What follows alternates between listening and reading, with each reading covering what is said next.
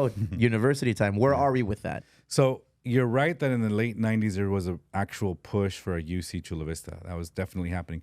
Somebody else that was in my shoes back then, actually, he was a state senator, but the same sort of position, was pushing for that. Senator Steve Peace, he was trying to push for a UC Chula Vista. So it is real. It is real. That it's been that long. We also don't need to recognize the people who did. It's like everything you fight for. Like sometimes it takes a long time. We talked about this already. This is a project that has taken a long time to get us to where we are. Amassing 400 acres of land that is owned free and clear by the city, that's public now, is not easy to do. So I do want to at the moment like recognize former Mayor Mary Salas and Mayor Cheryl Cox, like the mayors that have come along the way who have worked to make sure we had this land. And you can't have a university if you don't have anywhere to put it. And so they've done that. They've done that work.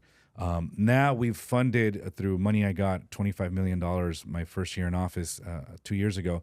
We're about to open next year the new library facility in East Chula Vista, where on one floor of those, we're hoping to bring the first 4-year degrees with like San Diego State and UCSD. And that'll be like our first incubator of university programs. The goal is ultimately to move to the main campus at 400 acres. And that requires significant investment. This is where I like to share the story of CSU San Marcos. Everybody knows we have a university up north.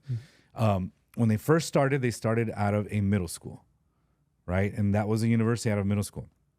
Then they went to a complex almost like yours here where they had a Jerome's Furniture.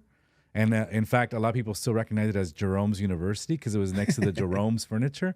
And that's where it went. It did not have a campus. It was out of a commercial strip mall.